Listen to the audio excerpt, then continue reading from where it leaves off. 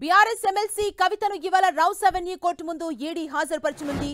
Nagpal bench ముందు కవితను హాజరుపరిచి కస్టడీకి కోరనుంది ఈడీ. ఇప్పటికే కవితకు వైద్య పరీక్షలు పూర్తి చేశారు. అయితే కవిత అరెస్ట్, రిమాండ్ రిపోర్ట్, కస్టడీని కవిత తరపున న్యాయవాదులు వ్యతిరేకిస్తున్నారు.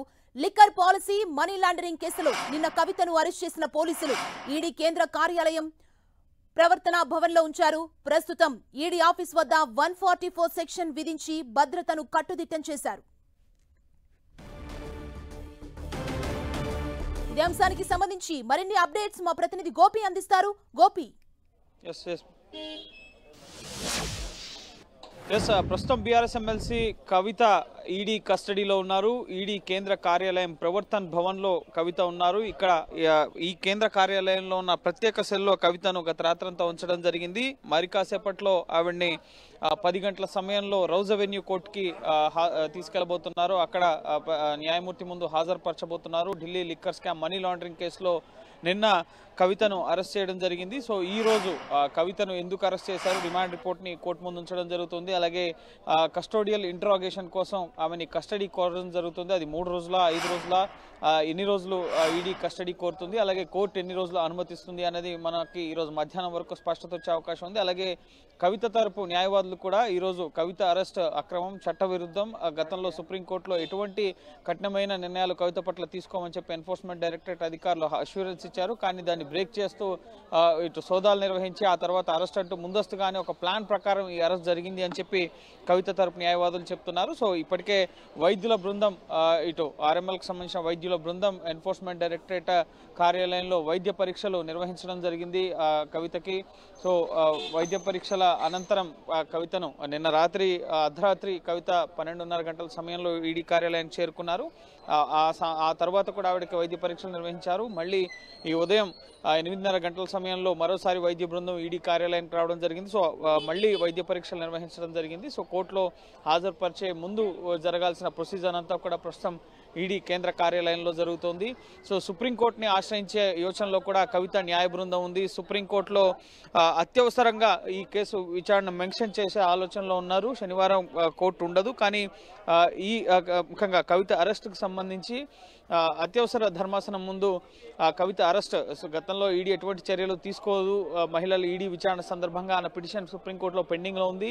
ఈ 19వ తేదీ విచారణకు రాబోతోంది. సో ఆ అంశాన్ని పరిగణలోకి తీసుకోకుండా కోర్టులో కేసు పెండింగ్లో ఉండగానే ఇటు సోదాలు నిర్వహించడం, అరెస్ట్ చేయడం, ఢిల్లీ తరలించడం, వీటన్నిటినీ కూడా కోర్టు దృష్టికి తీసుకెళ్లాలని చెప్పి కవిత తరపు న్యాయవాదులు భావిస్తున్నారు. ఇందులో భాగంగా సుప్రీంకోర్టు దృష్టికి ఈ అంశాన్ని తీసుకెళ్లే యోచనలో కూడా కవిత తరపు న్యాయవాదులు ఉన్నారు. అలాగే రౌజ్ అవెన్యూ కోర్టులో కూడా కవిత తరపు న్యాయవాదులకి రిమాండ్ రిపోర్ట్ ని ఇవ్వడం జరుగుతుంది. వారు దాన్ని వ్యతిరేకించడంతో పాటుగా కవిత అరెస్ట్ ఇప్పటికే వ్యతిరేకిస్తున్నారు. రిమాండ్ రిపోర్ట్, అలాగే ఒకవేళ ఈడీ కస్టడీ కోరితే ఆ కస్టడీని కూడా ఇటు కవిత తరపు న్యాయవాదులు వ్యతిరేకించబోతున్నారు. సో చూడాలి ఈ లిక్కర్ కేసులో ఎటువంటి అంశాలను ఈరోజు ఎన్ఫోర్స్మెంట్ డైరెక్టరేట్ తరపు న్యాయవాదులు కోర్టు ముందు ఉంచుతారు. ప్రధానంగా సౌత్ గ్రూప్ లో ఉన్న కీలక వ్యక్తి కవిత. ఇప్పటి వరకు అరెస్ట్ అయిన 3 రాజకీయ ప్రముఖుల్లో కవిత ఒకరు మనీష్ సిసోడియా, 2 సంజయ్ సింగ్, 3వది బీఆర్ఎస్ ఎమ్మెల్సీ కవిత. సో సౌత్ గ్రూప్ లో ఉన్న 4 కీలక వ్యక్తుల్లో 4వ వ్యక్తి, ముఖ్యంగా అరెస్ట్ అయిన వ్యక్తి కవిత. మాగుంట శ్రీనివాసులు రెడ్డి అరెస్ట్ కాకపోయినా ఆయన్ని విచారించారు గతంలో. అలాగే మాగుంట రాఘవ, శరత్ చంద్రారెడ్డి, అలాగే ఇటు బీఆర్ఎస్ ఎమ్మెల్సీ కవిత, అరుణ్ పిళ్ళై. సో వీళ్ళందరికీ సంబంధించి ముఖ్యంగా కవిత కీ రోల్ పోషించారు. ఈ లిక్కర్ పాలసీ రూపకల్పనకు సంబంధించి జరిగిన చర్చల్లో ఆవిడ విజయ్ నాయర్ ద్వారా ముఖ్యంగా ఆమ్ ఆద్మీ పార్టీకి 100 కోట్ల రూపాయల ముడుపులు అందాయి అన్న ఆరోపణలు ఉన్నాయి. అయితే ఎక్కడ కూడా ఇప్పటి వరకు డబ్బుల్ని చూపించలేకపోయారు. అది ఏ రూపంలో తరలించారు అన్నది కూడా ఎన్ఫోర్స్మెంట్ డైరెక్టరేట్ చెప్పలేకపోయింది. కానీ వారి వద్ద అనేక ఆధారాలు ఉన్నాయి. ఇటు నిందితులు ఇచ్చిన సాక్ష్యాలు, ముఖ్యంగా వాంగ్మూలాల ఆధారంగా, అలాగే ఫోన్ కన్వర్సేషన్ కి సంబంధించి, ఇటు హోటల్స్ లో జరిగిన సమావేశాలకు సంబంధించి చార్జ్ షీట్ లో ఏవైతే అంశాలు పేర్కొన్నారో, ఇటు సమీర్ మహేంద్రు ఇచ్చిన స్టేట్మెంట్ కానీ, అలాగే విజయ్ నాయర్ ఇచ్చిన స్టేట్మెంట్ కానీ, అరుణ్ రామచంద్రపిళ్ళ ఇచ్చిన స్టేట్మెంట్, అలాగే కవిత యొక్క మాజీ ఆడిటర్ గోరెంట్ల బుచ్చిబాబు ఇచ్చిన స్టేట్మెంట్స్, ఇటు కొంతమంది కీలక నిందితులు ఈ కేసులో అప్రూవర్లుగా మారారు. సో వారు ఇచ్చిన స్టేట్మెంట్స్ ఆధారంగానే కవితను అరెస్ట్ చేసినట్లుగా కూడా తెలుస్తుంది. అందులో భాగంగానే prevention of money laundering act section 3 and 4 కింద ఆమె శిక్షార్హురాలు అన్న అంశాన్ని కూడా అరెస్ట్ పత్రంలో ఎన్ఫోర్స్మెంట్ డైరెక్టరేట్ పేర్కొనడం జరిగింది. సో ఖచ్చితంగా ఈడీ వద్ద ఖచ్చితమైన ఆధారాలు ఉన్నాయి కాబట్టే కవితను అరెస్ట్ చేయడం జరిగింది. అయితే ఈ అరెస్ట్ కేవలం ఈడీతోనే ఆగుతుందా లేక నెక్స్ట్ సిబిఐ కూడా కవితను అరెస్ట్ చేస్తుందా అనేది స్పష్టత రావాల్సింది. ఎందుకంటే గతంలో చూసాం ఢిల్లీ లిక్కర్ స్కామ్ కేసులో అభిషేక్ బోయిన్పల్లిని కానీ అలాగే విజయ్ నాయర్ని కానీ లేక మనీష్ సిసోడియాని కానీ ఇటు ఈడీ సిబిఐ రెండు దర్యాప్తు సంస్థలు కూడా అరెస్ట్ చేసిన పరిస్థితి. మొదట ఈడీ అరెస్ట్ చేస్తే ఆ తర్వాత సిబిఐ, లేదా మొదట సిబిఐ అరెస్ట్ చేస్తే ఆ తర్వాత కస్టడీలో ఉన్న సమయంలోనే ఒక దాంట్లో బెయిల్ రాగానే మరో కేసులో అరెస్ట్ చేసిన సందర్భాలు ఉన్నాయి. కాబట్టి సో కవిత అరెస్ట్ ఇక్కడ ఈడీతో ఆగుతుందా? ఎందుకంటే సిబిఐ కేసుకు సంబంధించి కూడా కవిత ఇప్పటికే విట్నెస్గా ఒకసారి వాంగ్మూలం ఇవ్వడం జరిగింది, మరోసారి ఇటు నిందితురాలుగా చేరుస్తూ ఆమెకు నోటీసులు కూడా ఇటీవల ఇవ్వడం జరిగింది. సో ఫిబ్రవరి 20న ఆవిడ ఆ నోటీసులకు గైర్హాజరు కూడా అయ్యారు. సో ఖచ్చితంగా నెక్స్ట్ సిబిఐ కేసులో కూడా కవితకు సంబంధించి ఈ కేసుని ముందుకు తీసుకెళ్లే అవకాశం కనిపిస్తుంది లిక్కర్ కేసుకు సంబంధించి. సో ప్రస్తుతం ఈ రోజు అయితే కీలక పరిణామాలు ఈ లిక్కర్ స్కామ్ మనీ లాండరింగ్ కేసులో ఇటు రౌజ్ అవెన్యూ కోర్టులో చోటు చేసుకునే అవకాశం ఉంది. కవిత కస్టడీకి సంబంధించిన అంశాలు, రిమాండ్ రిపోర్ట్ ఇవన్నీ కూడా బయటకు వస్తాయి. అలాగే సుప్రీంకోర్టులో కూడా కవిత తరపు న్యాయవాదులు అత్యవసరం మెన్షన్ చేసి ఈ అరెస్ట్ ని సవాల్ చేసే అవకాశం కనిపిస్తోంది. గోపి, అంటే కవితను కస్టడీకి ఈడీ కోరనుంది, మరోవైపు కవిత అరెస్ట్ అక్రమం అంటున్నారంటే కవిత తరపునున్న లాయర్లకు ఆప్షన్స్ ఏంటి నెక్స్ట్? ఎస్, ఇది చట్టవిరుద్ధమైన అరెస్ట్ అంటున్నారు. ఇల్లీగల్ గా ఈ అరెస్ట్ చేశారు అని చెప్పి కవిత తరపు న్యాయవాది చెప్తున్నారు. ఎందుకంటే సుప్రీంకోర్టులో సెప్టెంబర్ 15న ఈడీ తరపు న్యాయవాది రాజు ఇటు మేము ఎటువంటి కఠినమైన చర్యలు తీసుకోం, తదుపరి నోటీసులు ఇవ్వబోము అన్న అంశాలని కూడా ఇటు సుప్రీంకోర్టుకి చెప్పారు. కానీ ఆ తర్వాత తన స్టేట్మెంట్ ని మార్చుకుంటున్నారన్న విషయాన్ని కూడా కోర్టు దృష్టికి తీసుకెళ్లడం జరిగింది.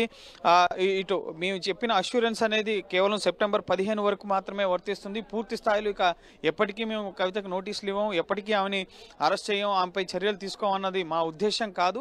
ఆ విధంగా అయితే కేసు దర్యాప్తు ముందుకే సాగదు. సో ఖచ్చితంగా మేము కేసు దర్యాప్తు సాగాలంటే ఖచ్చితంగా అదుపులోకి తీసుకోవాల్సి ఉంటుంది, నోటీసులు ఇవ్వాల్సి ఉంటుంది అన్న అంశాన్ని ఈడీ స్పష్టం చేస్తుంది. సో ఈడీకి సంబంధించి గతంలో సుప్రీంకోర్టులో ఏదైతే అష్యూరెన్స్ ఇచ్చారో దాన్ని బ్రేక్ చేశారు.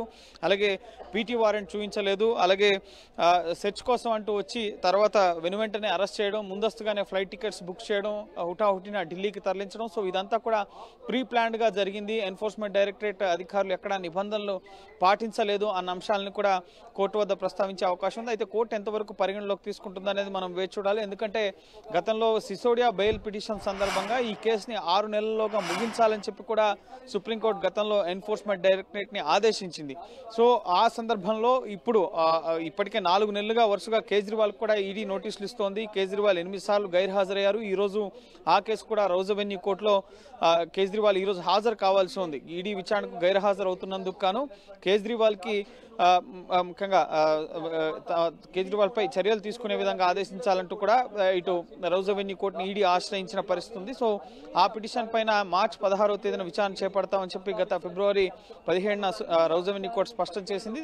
బడ్జెట్ సమావేశాల సందర్భంగా నేను హాజరు కాలేకపోతున్నాను, నాకు కొంత సమయం ఇవ్వాలని చెప్పి కూడా కేజ్రీవాల్ కోరారు. సో ఈ రోజు కేజ్రీవాల్ కూడా ఈడీ కేసుకు సంబంధించి రౌజ్ అవెన్యూ కోర్టులో హాజరు కావాల్సి ఉంది. ఆయన హాజరవుతారా లేదా అన్న ఉత్కంఠ కొనసాగుతుంది. ఇప్పటికే సెషన్స్ కోర్టు ఎట్టి పరిస్థితులు మీరు హాజరు అవ్వాల్సిందే అంటూ ఆయనకి మినహాయింపు ఇవ్వాలన్న పిటిషన్ ని కొట్టివేయడం జరిగింది. కాబట్టి సో ఈ రోజు కీలక పరిణామాలు ఢిల్లీ లిక్కర్ కేసులో ఇటు కేజ్రీవాల్ రౌజ్ అవెన్యూ కోర్టులో హాజరు కావడం, అలాగే కవిత ఈడీ కస్టడీకి సంబంధించిన అంశాలు వీటన్నీ కూడా రౌజ్ అవెన్యూ కోర్టులో జరగబోతున్నాయి. అయితే కేవలం ఈ కేసులో ఇప్పటి వరకు సౌత్ గ్రూప్ లో ఉన్న వాళ్ళు కొంతమంది అరెస్ట్ అయ్యారు, సుదీర్ఘకాలం జైల్లో ఉన్నారు. వాళ్ళంతా అప్రూవర్లుగా మారి బెయిల్ పై బయటకు వచ్చి ప్రస్తుతం బయట ఉన్న పరిస్థితి కూడా ఉంది. సో కవిత కూడా అప్రూవర్ గా మారుతారా? ఎందుకంటే final target Aam Aadmi party అధినేత అరవింద్ కేజ్రీవాల్. ఢిల్లీ లిక్కర్ పాలసీ రూపకల్పన, అలాగే మద్యం పాలసీ మార్చడం ద్వారా ఆదాయం పెరుగుతుంది, వాటి ద్వారా ముఖ్యంగా సంక్షేమం అందించవచ్చు అన్న భావనలో కేజ్రీవాల్ ఉండేవారు. కానీ దీని వెనుక అక్రమాలు జరిగాయి అన్న అంశానికి సంబంధించి ముఖ్యంగా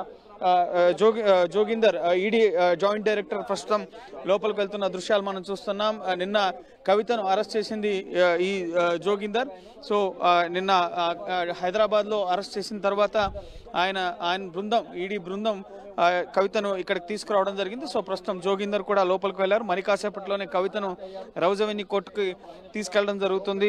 ఈడీ అరెస్ట్ చేసిన 24 గంటల్లోపు కోర్టులో ప్రొడ్యూస్ చేయాల్సి ఉంటుంది. నిన్న సాయంత్రం 5:20 కవితను అరెస్ట్ చేశారు. సో వైద్య పరీక్షలు నిర్వహించారు కాబట్టి ఇప్పటికే కవితను కోర్టుకు తీసుకెళ్లి మధ్యాహ్నానికల్లా కూడా కోర్టు ప్రొసీడింగ్స్ ముగిసే అవకాశం ఉన్నాయి. తదుపరి ఇన్వెస్టిగేషన్ లో భాగంగా కస్టడీకి తీసుకుంటే కనుక ఇదే కార్యాలయంలో ముఖ్యంగా బ్లాక్స్ వైజ్ గా ఇక్కడ ఉండడానికి వసతి సదుపాయాలు ఇవన్నీ కూడా కల్పించడం జరుగుతుంది. అలాగే ఇంటి ఆహారం ఇవ్వాలి అని చెప్పి ఒకవేళ కవిత తరపున అడ్వకేట్స్ కోరితే ఇంటి ఆహారం అందించే అవకాశం ఉంటుంది. మెడిసిన్స్ కావాలన్నా అలాగే ఇతర సదుపాయాలు ఏమన్నా కావాలన్నా అవన్నీ కూడా కోర్టు ముందు ప్రస్తావించడం జరుగుతుంది. సో వాటి ఆధారంగా తదుపరి ప్రొసీడింగ్స్ ఆధారపడి ఉంటాయి. సో ఖచ్చితంగా కవిత అరెస్ట్తోనే ఈ కేసు ముగిసిపోతుందా అంటే కనుక ఖచ్చితంగా కాదనే చెప్పాలి. ఎందుకంటే ఈ కేసులో కీలకమైన వ్యక్తి అరవింద్ కేజ్రీవాల్. లిక్కర్ పాలసీ రూపకల్పనకు ఆమోదం తెలిపిన వ్యక్తి. కేజ్రీవాల్ నివాసంలోనే అనేక సమావేశాలు జరిగాయి. మనీష్ సిసోడియా కేవలం ఎక్సైజ్ శాఖ మంత్రి, అలాగే విజయ్ నాయర్ కానీ సంజయ్ సింగ్ కానీ లేక కవిత కానీ వీళ్ళందరూ కూడా ఈ స్కామ్ కి సంబంధించి ఒక పాత్రధారులు మాత్రమే. సో కేజ్రీవాల్ కూడా ఈ కేసులో ఆరోపణలు ఎదుర్కొంటున్నారు కాబట్టి సో కేజ్రీవాల్ వరకు కూడా ఈ అరెస్టులు వెళ్లే అవకాశం ఉంది. సో ఖచ్చితంగా నెక్స్ట్ కవిత అరెస్ట్ తర్వాత ఇక ఎవరైనా ఈ కేసులో మిగిలి ఉన్న వ్యక్తి ఎవరున్నారు అంటే కనుక ఒక కేజ్రీవాల్ మాత్రమే. సో కేజ్రీవాల్కి ఇప్పటికే 8 సార్లు నోటీసులు ఇచ్చారు. ఆయన గైర్హాజరు అవుతూ వస్తున్నారు కాబట్టి సో ఖచ్చితంగా ఎన్ఫోర్స్మెంట్ డైరెక్టరేట్ చూసాం మనం గతంలో జార్ఖండ్ ముఖ్యమంత్రిని కూడా ఈ అవినీతి కేసులో ముఖ్యంగా ల్యాండ్ భూ కబ్జా కేసుకు సంబంధించి అలాగే మనీ లాండరింగ్ కేసులకు సంబంధించి ఆయన పైన ఉన్న అభియోగాలకు సంబంధించి ఎన్ఫోర్స్మెంట్ డైరెక్టరేట్ అరెస్ట్ చేసింది. సో నెక్స్ట్ కేజ్రీవాల్ కూడా రాజకీయపరమైన విమర్శలు చేస్తున్నారు. ఎన్నికలు ఉన్నాయి. Thank you Gopi.